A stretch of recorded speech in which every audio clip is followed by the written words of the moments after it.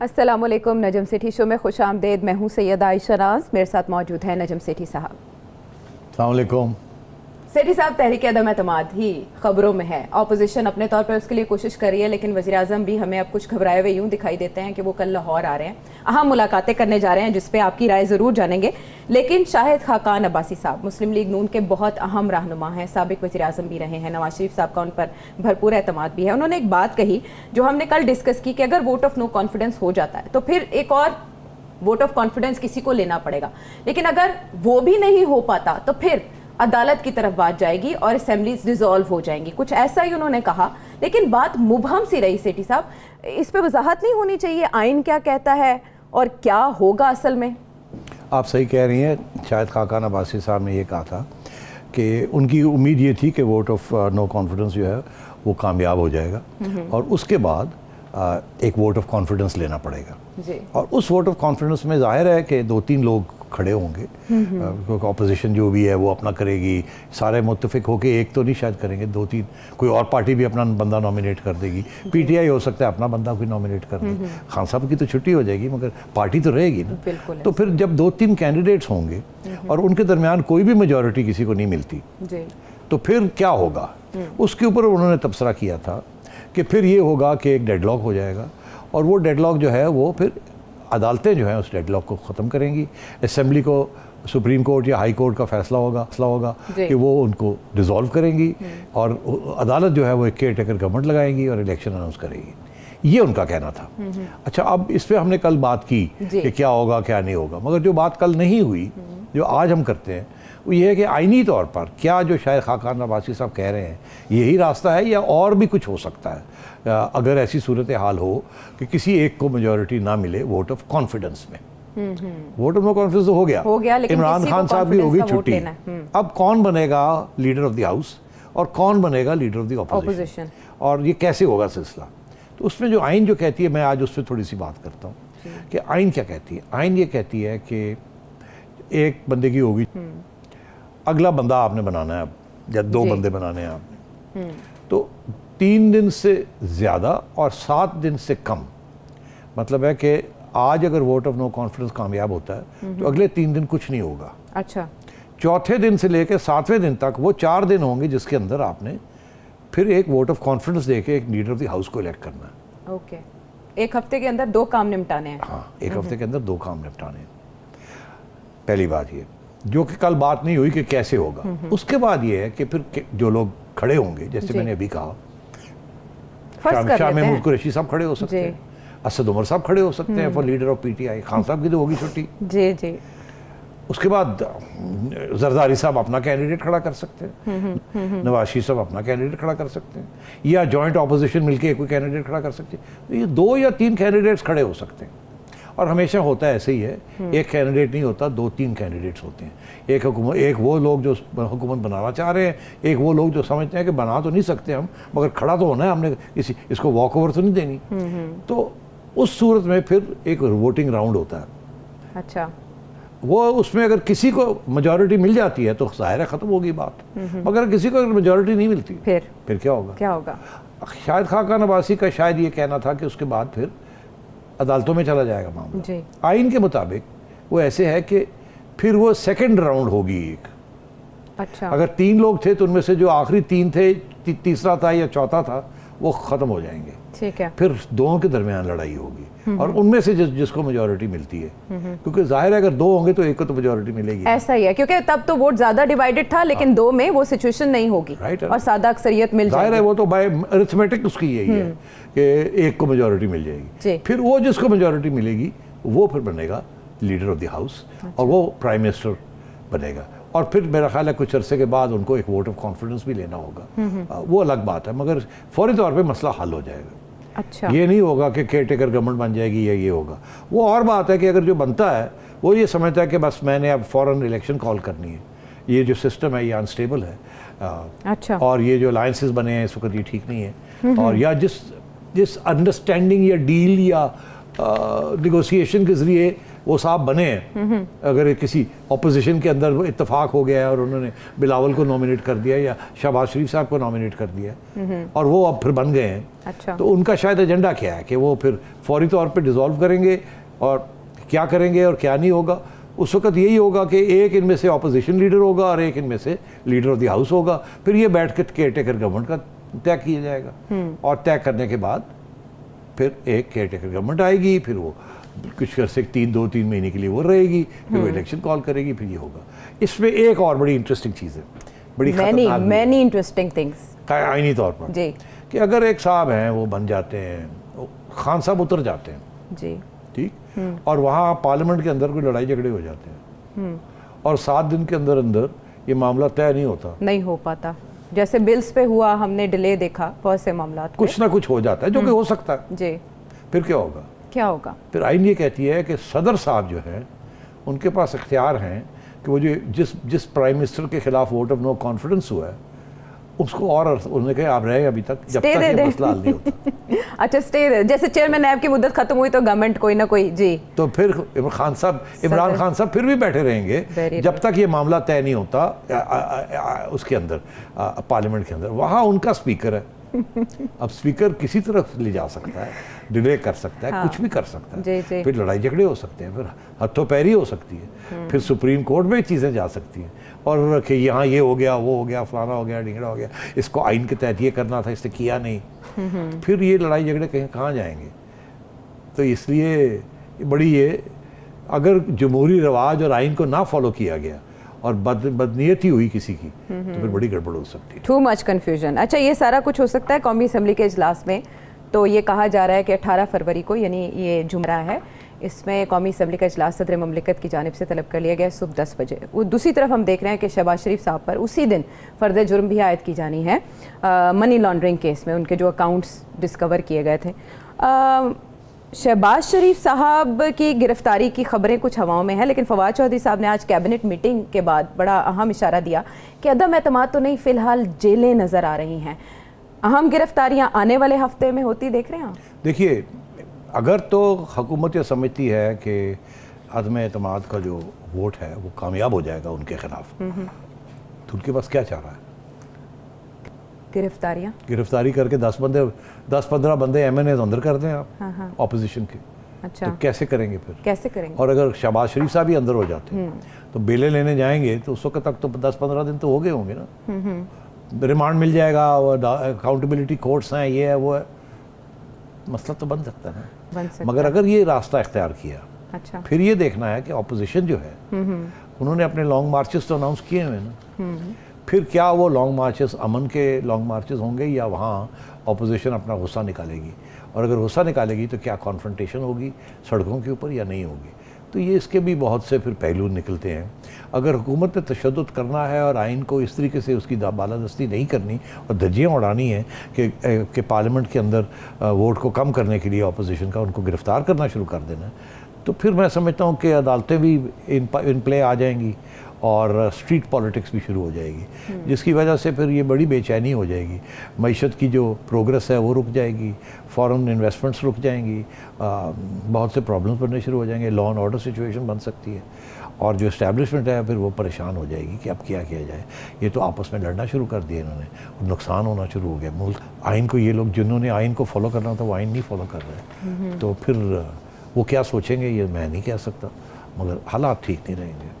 बड़े धीमे धीमे अंदाज में आपने बहुत सख्त बात कह दी है वैसे सेठी साहब, लेकिन ये कहें कि अब जो भी सिचुएशन है इसको डिफ्यूज़ करने के इकदाम हो रहे हैं या नहीं हो रहे, आनियाँ जानियाँ बहुत लगी हैं। इमरान खान साहब कल लाहौर आ रहे हैं और वो चौधरी बरादरान से मुलाकात करेंगे, परवेज़ इलाही साहब से भी उनकी बातचीत हो सकती है।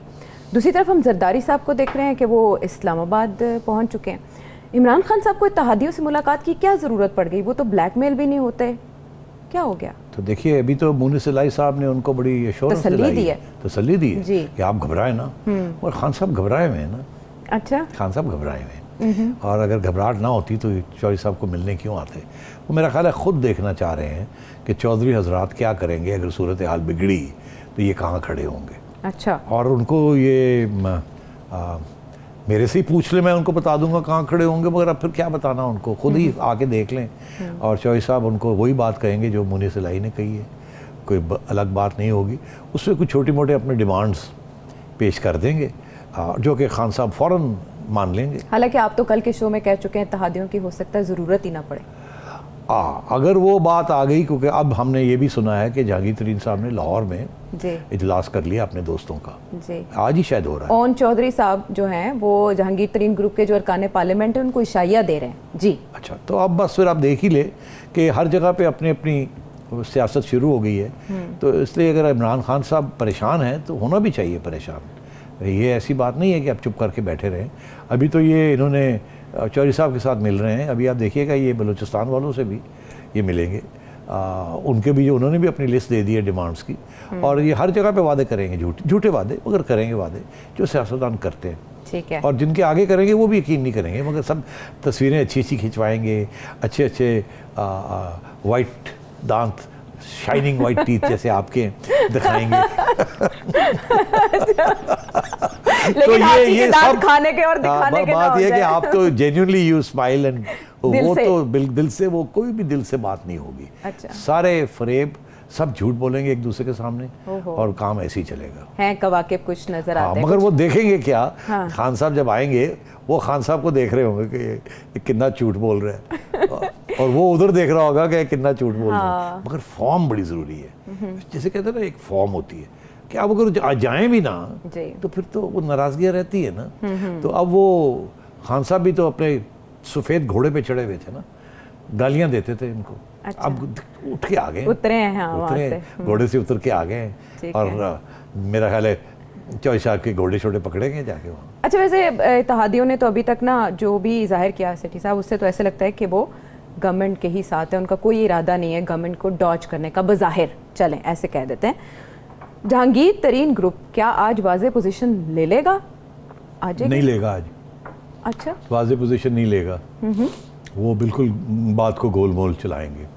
वाज़े पोजीशन पता ही नहीं चलनी, मैं पहले दिन से आपको कह रहा हूँ, वाज़े पोजीशन पता चलेगी फ्लोर ऑफ द हाउस पे। वो कहते थे ना, वो सादिक साहब क्या कहते थे, सादिक साहब, अयाज सादिक, जो होगा अचानक होगा, अचानक होगा, तो वो फ्लोर ऑफ द हाउस ही होगा। अच्छा। उससे पहले किसी को पता नहीं होगा कि क्या होने जा रहा है और कौन कहाँ खड़ा है, क्योंकि जो असली बातें हैं वो खुफिया होंगी, और वो सिवाय आईबी को जिसको कुछ आइडिया होगा, या आईएसआई को आइडिया होगा, या कुछ हम जैसे बेवकूफ़ लोग जो कि चिड़िया घुमाते रहते हैं इधर उधर, शायद कुछ इशारे हमें भी मिल जाएं कि क्या होने जा रहा है, और शायद फिर हम अपने प्रोग्राम के अंदर कुछ पेशन गोइयाँ भी करते हैं। मगर अभी सूरत हाल ये है कि अभी बात चलेगी।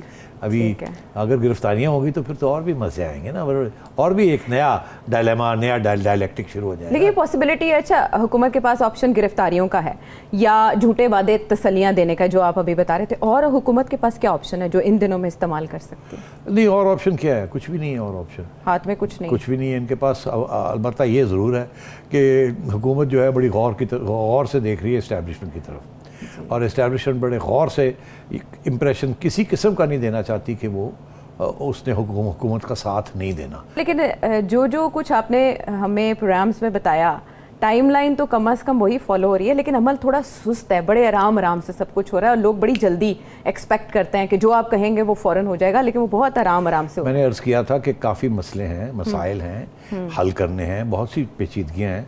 वोट और नो कॉन्फिडेंस तो बहुत आसान बात है, उसके बाद क्या होना है, कैसे होना है, कौन करेगा, किसको क्या मिलेगा, ये बातें जो हैं ये तय नहीं अभी तक हुई। मगर जो इंटरेस्टिंग बात ये है कि कुछ और भी होने जा रहा है। वो क्या सेठी साहब, अब नया क्या होने जा रहा है, क्या रह गया है बाकी? आप कह रहे हैं ना कि बात बड़ी सुस्त चल रही है जी, ठीक है ना, तो क्या वजह क्या है कि क्या वजह है? क्या ये तो नहीं है कि ऑपोजिशन भी कुछ टाइम खरीदने की कोशिश कर रही है? अच्छा, टाइम बाय कर रही है। For what? For what? For what? वो क्या चीज़ है? क्या ऑपोजिशन के लिए क्या हो सकता है? ऑपोजिशन के लिए सबसे बेहतर क्या बात हो सकती है? खान साहब का जाना। कैसे जाना? ये वही जो टोटके आजमा रहे हैं जी, मगर ये कोई 100% तो अश्योर्ड बात तो नहीं है ना कि टोटके जो है जो आपको कामयाब हो जाए, या इधर ना हो जाए, उधर ना हो जाए, उधर ना खरीदे जाए, इधर ना खरीदे जाए, ऐसा ही तो इसमें तो मसले तो है ना। बात ये उनको अदालतों के जरिए जी। अभी आगे एक केस आ रहा है, हाँ, फॉरेन फंडिंग, उसके बारे में तो बात हुई थी, लेकिन मैं मैंने आपको दो बातें कह देता हूँ बस, इससे ज़्यादा मेरे से मत पूछिएगा। अच्छा। पहली बात तो ये है कि जब फॉरेन फंडिंग केस की फाइलें पब्लिक में आएंगी, हाँ, ठीक है, वो सारा content volume 10 volume, it's very explosive, अच्छा, धमाका खेज होंगे। एब्सोल्युटली। पहली तारीख को इलेक्शन कमीशन ने बुलाया है दोनों पार्टीज़ को, पीटीआई को भी और अकबर साहब को भी, और कहा अपने फाइनल आर्गूमेंट्स जो हैं आपने जो देने हैं दे दें। उसके बाद वो अपना फैसला जो है खान साहब के बारे में, फंडिंग के बारे में वो महफूज कर लेंगे, अच्छा। जैसे अदालतें रखती हैं। उसके बाद वो किसी स्टेज पे भी 1 दिन 2 दिन 4 दिन 10 दिन 15 दिन 20 दिन महीना इलेक्शन कमीशन अनाउंस करेगी अपनी जजमेंट अच्छा, कि इमरान खान साहब और पीटीआई के ऑफिस बेरर्स ने घपले किए हैं या नहीं किए। अगर नहीं किए ख़त्म होगी बात, अगर किए हैं तो किस पैमाने, कितने बड़े घपले किए हैं, ये सारी बात इलेक्शन कमीशन से पहले शुरू हो जाएगी। जब वो रिपोर्टें आनी शुरू हो जाएंगी ना, तो हेडलाइंस बननी शुरू हो जाएंगी कि एक रिपोर्ट में लिखा है इतने करोड़ों रुपए गबन, 1 करोड़ में लिखा है इतने गायब, 1 करोड़ में अकाउंट में इतने निकले। ये सारी बातें अगले 10-15 दिन में निकलने वाली है, ठीक है। अच्छा। ये आने वाला है, एक माहौल यहाँ बनने वाला है। उस माहौल में फिर इलेक्शन कमीशन अनाउंस करेगा अपना फैसला। फैसला इमरान खान के खिलाफ आएगा। अब कर ले जो मर्जी करना, खान साहब जो चाहे कर ले, कुछ नहीं हो सकता। ये फैसला उनके खिलाफ आ रहा है, गेम उस वक्त शुरू होगी। अच्छा, हाँ, तो इंतज़ार फरमाइए कि एक तरफ वो फैसला और दूसरी तरफ ऑपोजिशन अपना कारवान लेके चल रही है, vote of no confidence plus long march. ठीक है। अब आप सोच लीजिए इस माहौल में कैसे आगे जाके खान साहब की छुट्टी कराई जाएगी। पैरेलल चल रही अब होंगी आप चीजें। इससे ज़्यादा नहीं कह सकता। ठीक है, ठीक है, यानी दो मतवाजी चीज़ें चल रही होंगी और फिर उनके नताइज हमने देखने हैं। प्रोग्राम में अगर मगर चूंकि चुनाचे के ऊपर गुफ्तगू हो रही है, ब्रेक के बाद वापस आएंगे तो इस दिलचस्प गुफ्तगू का सिलसिला जारी रखेंगे।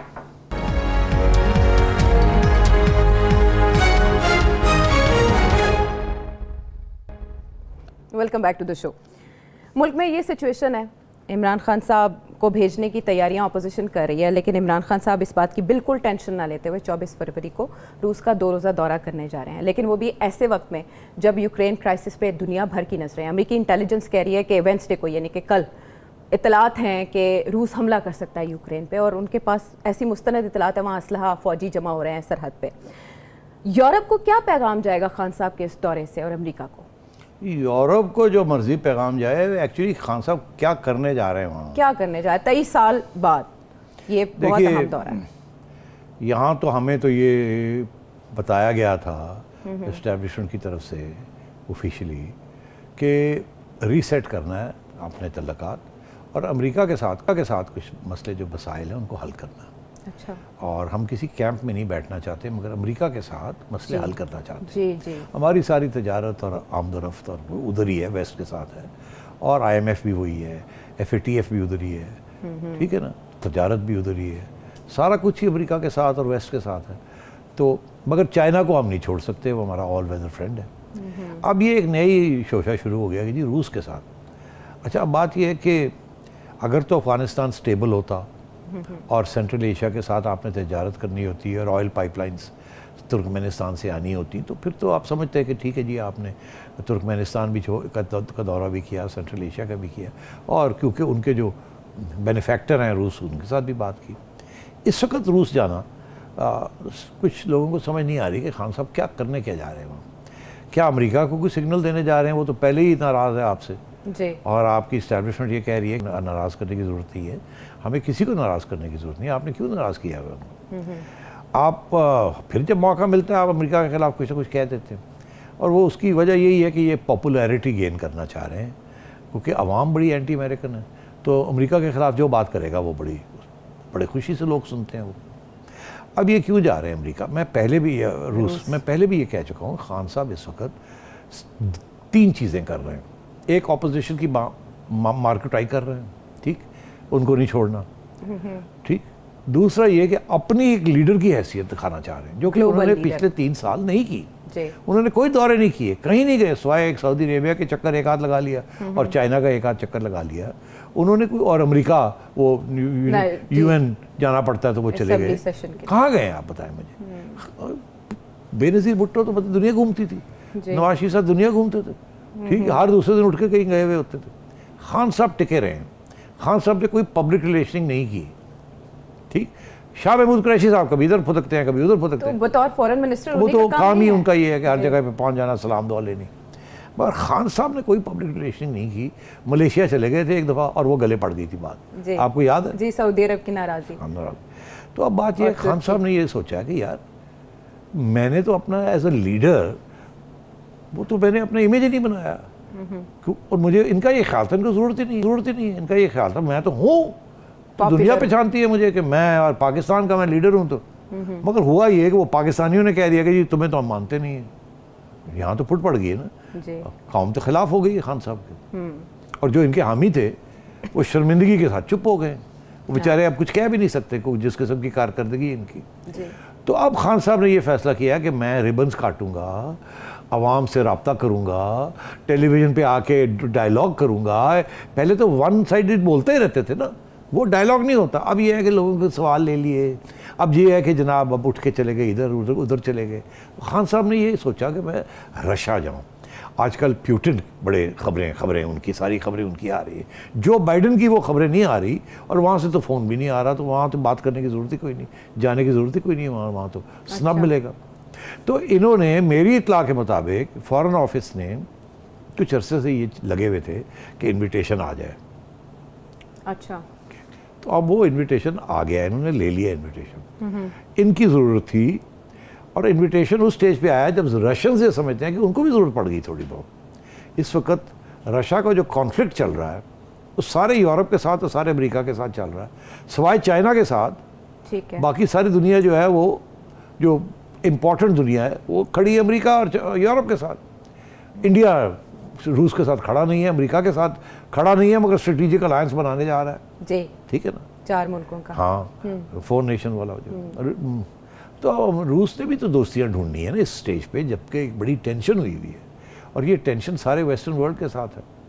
तो चाइना और चाइना के जो एलाइज हैं, तो रूस ने सोचा, पुतिन ने सोचा थोड़ा अच्छी बात है, एक बंदा और आ जाए, आफ्टर ऑल कितने करोड़ लोग हैं हम कहते हैं ना कि हम मुस्लिम वर्ल्ड के लीडर्स भी हैं, तो इसमें हर्ज क्या है कि अगर 1-2 दिन वास्ते खान साहब आ जाए तो सलाम दुआ हो जाए, लेन देन तो कुछ नहीं करनी, मगर दुनिया को ये भी बताया जाए कि हम भी इतने आइसोलेटेड नहीं हैं, हमारे बैकयार्ड के जो लोग हैं वो तो अपने हैं ही हैं, मगर पाकिस्तान जैसे लोग भी हमारे पास आ रहे हैं जी।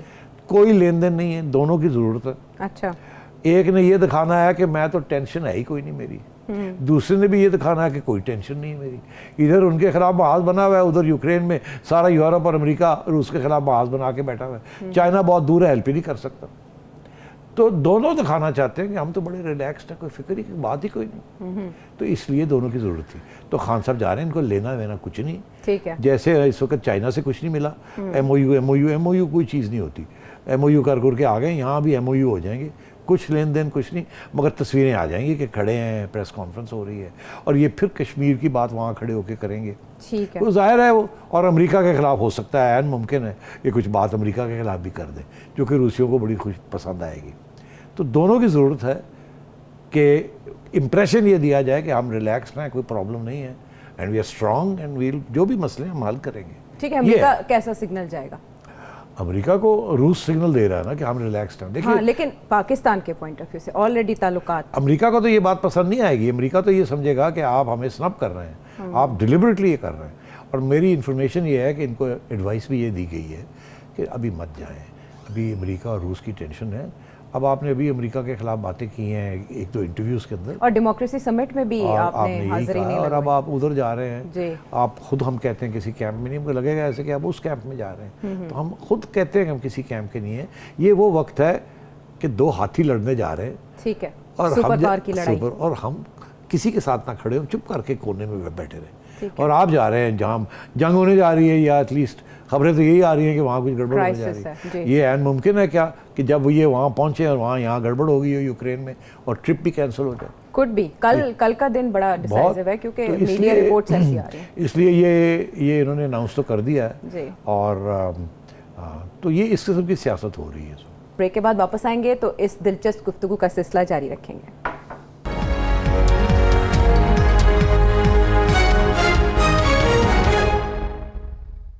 खुश आमदेद और अब आपके सवाल शामिल करेंगे। अस्सलाम वालेकुम, मेरा नाम सादिया गुलजार है और मेरा सवाल ये है कि मुझे फ़ख्र है कि पाकिस्तान में नौजवान आबादी बहुत ज़्यादा है, लेकिन इस वक्त ये नौजवान आबादी रहमत की बजाय जहमत बन चुकी है। माशरे में अदम बर्दाश्त बढ़ गई है, क्राइम रेट बढ़ा है और अलमिया ये है कि कोई भी इस बारे में सोच नहीं रहा। तो मेरा आपसे ये सवाल था कि मैंने पूछना था, इस साल बहुत सारे नौजवान डिग्रियां करके निकलेंगे, लेकिन उनका आगे फ्यूचर क्या होगा? सादिया साहिबा फिक्रमंद है। फ़िक्रमंद होना चाहिए। मैं यहाँ 2-3 बातें कहना चाहूँगा। पहली बात तो ये है कि इस वक्त जितनी बेरोज़गारी है और वो डिग्री होल्डर्स के पास ज़्यादातर बेरोज़गारी है, तो ये बढ़ेगी, ये कम नहीं होगी। जितनी स्पीड में डिग्रियाँ मिल रही हैं और लोग डिग्रीज लेके निकल रहे हैं यूनिवर्सिटी से, प्राइवेट कॉलेजेस से, उस स्पीड में एम्प्लॉयमेंट नहीं बढ़ रही। अगर उनको ऑब्जॉर्व करना है तो कम से कम 10% या 15% GDP ग्रोथ होनी चाहिए और मईशत को चलना चाहिए ताकि सबके लिए नौकरियाँ हों। ऐसी सूरत हाल नहीं है। मैक्सिमम आपकी GDP ग्रोथ इसके आदी होगी। इसका ये मतलब है दिन ब दिन हर साल बेरोज़गारी बढ़ेगी, कम नहीं होगी। बिकॉज जिस स्पीड पे आप निकाल रहे हैं और ये प्राइवेट कॉलेजेस बन रहे हैं और लोग पैसे बना रहे हैं और डिग्रियाँ निकल रही हैं, तो ये हालात अच्छे नहीं हैं। दूसरी बात, ये जो क्वालिटी है डिग्रियों की, ये बहुत लो है अनफॉर्चुनेटली। इन डिग्रियों के साथ, क्योंकि मैस प्रोडक्शन हो रही है ना, कोई क्वालिटी कंट्रोल नहीं हो रहा इन डिग्रियों के ऊपर। आपकी डिग्री सवाए इंजीनियरिंग की और सवाए मेडिकल की, आपकी डिग्री और या कंप्यूटर साइंस की, ये जो बाकी सारे सब्जेक्ट्स हैं ना, इसमें आपकी डिग्री दुनिया पहचानी नहीं जाती, नहीं पहचान, रिकॉग्नाइज नहीं करते। कहीं सवाए लेबर के आपको कहीं जॉब नहीं मिलेगी। यहाँ भी यही हाल है कि आपके पास अगर डिग्री है इस्लामियात की या इकोनॉमिक्स की या सियासत की या इंटरनेशनल रिलेशंस की या लैंग्वेजेस की, कोई जॉब्स नहीं है आपके लिए। या मीडिया की कोई जॉब्स नहीं है। लोग बड़े भागे थे मीडिया के अंदर, सारे जा रहे थे MS करने और मीडिया कम्युनिकेशंस करने, कोई जॉब्स नहीं है। मीडिया वालों को पूछे जो हालात हैं यहाँ। तो इसलिए मैं आपसे ये कह रहा हूँ कि अनफॉर्चुनेटली अगर तो आपने मेडिसिन करनी है तो मेडिसिन में आप प्राइवेट प्रैक्टिस भी कर सकते हैं, अस्पतालों में भी आपको जॉब्स मिल सकते हैं, और आप अगर अच्छे हैं तो यू विल गो समवेयर। और वह बेस्ट केस सिनारियो तो ये है कि आप बाहर चले जाएं। मेडिकल, आपकी मेडिकल डिग्री टॉप डिग्री है, आपको बाहर मुलाजमतें मिल जाएंगी। अच्छा, तो पहली बात ये। दूसरी बात ये है कि जिस किस्म के हालात यहाँ चल रहे हैं, लो डिग्री होल्डर्स जिनकी डिग्रियाँ नंबर 2 डिग्री हैं, वो जब मुलाजमतें नहीं मिलेंगी तो वो क्रिमिनलिटी की तरफ बच्चे जाते हैं, जराइम की तरफ जाएंगे, जराइम की तरफ जाते हैं या ड्रग्स की तरफ जाते हैं, और वो प्रॉब्लम बच्चे बन जाते हैं, अपने लिए भी और माशरे के लिए भी और अपने वालिदैन के लिए भी। और यहाँ ये बढ़ रहा है। मैं हमेशा कहता हूँ कि देखना ये चाहिए कि बढ़ क्या रहा है और कम क्या हो रहा है, और ये जो सूरत हाल है ये बढ़ रही है। इसलिए माज़रत के साथ मैं ये कहूँगा कि सूरत हाल जो है वो अच्छी नहीं है। इसके लिए कोई डिपार्टमेंट, कोई प्लान गवर्नमेंट का इंटरनेशनली होता हो यूथ की डायरेक्शन के लिए? बिल्कुल होते हैं। लोग जो है इनको दूसरी किस्म की ट्रेनिंग दिलवाते हैं, इनको पॉलीटेक्निक्स के अंदर ट्रेनिंग होती है दूसरी चीज़ों के लिए, मगर हमारे बच्चे वहाँ जाते नहीं हैं। ये चाहते हैं कि जी गवर्नमेंट के अंदर नौकरी मिल जाए। अच्छा। क्योंकि गवर्नमेंट की जो नौकरी है वहाँ काम नहीं करना पड़ता और वो सिफारिश से मिलती है। हर रोज़ आप तो ख़ुद बताती हैं मुझे आयशा कि एक नौकरी जो है ग्रेड 4 या 5वें ग्रेड की नौकरी जो है वो 5-5 लाख रुपए लेके लोग थे 6 सरकारी नौकरियां बिकती हैं। तो इसीलिए ये अब सरकारी नौकरियां बिकना भी कम हो जाएगा, बिकॉज ये जो सारी सर्कुलर डेट है ना आयशा, ये सरकारी नौकरियां जो बिकती हैं, जो कि ज़रूरत नहीं है मगर वो एम्प्लॉयमेंट देनी है सियासी जमातों ने, पब्लिक सेक्टर सरकारी भर्तियां कहते हैं ना इनको, ये तबाही की तरफ हमें ले जाती है। मगर वो करें क्या? ये बच्चे प्रोड्यूस हो रहे हैं, इनको आप नहीं जॉब्स देंगे तो ये कहाँ जाएंगे? ये आपके गले पड़ जाएंगे। इसलिए फिर ये सारी सिफारिशें होती हैं, फिर जो है ये सर्कुलर डेट बनती है, फिर ये पब्लिक सेक्टर एंटरप्राइजेज लॉसेस में जाते हैं। PIA का लॉस क्या है? PIA के जहाँ एक बंदे की जरूरत है वहाँ 3 बंदे, बोगस भर्तियां, 15,000 जहाँ है वहाँ 5,000 होने चाहिए, एंड सो ऑन। तो फिर प्रॉफिटेबल तो हो नहीं सकता। ये पैसे कहाँ से आते हैं? एक शेकर से आते हैं, फिर आपको टैक्स बढ़ाना पड़ता है, फिर आपको पेट्रोल की कीमत बढ़ानी पड़ती है। तो ये सारा जो सिलसिला है ना सर गलत है। अगर तालीम हाई क्वालिटी की हो तो आपको जॉब यहाँ भी मिल जाएगी, बाहर भी मिल जाएगी, और आपको अच्छी जॉब्स मिलेंगी। अगर नहीं होगा, अभी हर ऑर्गेनाइजेशन में देख ले जो मल्टीनेशनल्स हैं यहाँ, वो अच्छे पैसे देती हैं और अच्छे लोगों को लेती हैं, जो बाकी कंपनीज हैं वो करती क्या है यार, 3 बंदे ले लेने, काम एक बंदे का है, हर एक को 15-15, 20-20, 30-30 हज़ार रुपया दे देते हैं। ये नहीं कि एक बंदे को लाख रुपया दें, बिकॉज वो लाख रुपए वाला बंदा नहीं मिलता ठीक जिसकी है। काबिलियत इतनी हो, तो 3 बंदे रख लेते हैं। तू ग्लू अच्छा तुम लिफाफा जो है वो पोस्ट करने चले जाओ, तुम लिफाफा जो है वो ठीक सील करने लग जाओ, तुम जो है फोटोकॉपी कर दो। हालांकि एक काम एक बंदे का है, मगर वो 3 बंदे रख लेंगे, बिकॉज वो एक बंदा ऐसा मिलता ही नहीं है जो कि जिम्मेदारी के साथ काम कर ले। तो बीए की डिग्री जो है वो आजकल वर्थलेस है। हमारे ज़माने में, मेरे वालिद साहब के ज़माने में, ठीक है। जो बंदा बीए कर लेता था ना आयशा, उसको पर्शियन भी आती थी, उर्दू भी आती थी, अंग्रेज़ी भी आती। अब जो बच्चे बीए करते हैं उनको ना उर्दू आती है, ना अंग्रेज़ी आती है, ना पर्शियन आती है। जिस किस्म की लेवल की चाहिए उनको नहीं आती, नहीं आती, तो इसलिए- क्वालिटी लॉस। हाँ, इसलिए ये आईटी में, क्योंकि आपको ज़ुबान की ज़रूरत नहीं है, वो दूसरी लैंग्वेजेस Skill है है। वो आप सीख लेते हैं। आपको प्रोग्रामिंग आ जाती है विदाउट नोइंग इंग्लिश। Exactly. हालांकि प्रोग्रामिंग अंग्रेजी में आप कर रहे हैं, जी। उर्दू में भी आप कर रहे हैं, मगर तो वो उसके लिए ज़ुबान की ज़रूरत नहीं है, तालीम उस किस्म की ज़रूरत नहीं है, वो एक स्पेशलिस्ट चीज़ है। इसीलिए जो इंजीनियरिंग सर्विसेज है या मेडिकल है, वहाँ अगर आप सही कर जाए तो आप कामयाब हो These जाए। are all technical grounds, huh? तो इसलिए मैं तो यही इनको सजेस्ट करूँगा बच्चों को कि अगर आपने अपना कोई फ्यूचर बनाना है तो उन प्रोफेशंस में जाएं जहाँ मेहनत ज़्यादा करनी पड़ती है और फिर फल भी अच्छा मिलता है। ये डिग्रियाँ काम किए बगैर डिग्रियाँ ले लेना प्राइवेट कॉलेजेस से, मेहनत किए वालदैन के बगैर। पैसे भी ज़ाया करना और उसके बाद ये डिग्री लेके फिरते रहना, ये डिग्री मेरे पास जब जो लोग आते हैं ये डिग्री दिखाते हैं, मैं सर पकड़ के बैठ जाता हूँ, मैं क्या करूँ इस बच्चे के साथ। इसको ये बच्चा कुछ नहीं कर सकता। बिल्कुल ठीक है। 65% यूथ की अक्सर हमारे वज़ीर आज़म मिसाल देते हैं सेठी साहब, और मेरा ख्याल है यूथ के बलबूते पे वज़ीर आज़म बनने वाले पहले वज़ीर आज़म इमरान खान साहब, जो यूथ की बात करते थे हमेशा। तो इस सिलसिले में उनकी फ़िक्र क्या है, इस पर हम आने वाले प्रोग्राम्स में बात करते रहेंगे। अगर आप कुछ और जानना चाहें सेठी साहब से तो इस नंबर पर अपना सवाल भेजिए और फीडबैक भी दीजिए। अगले प्रोग्राम तक के लिए अल्लाह ने के बाद।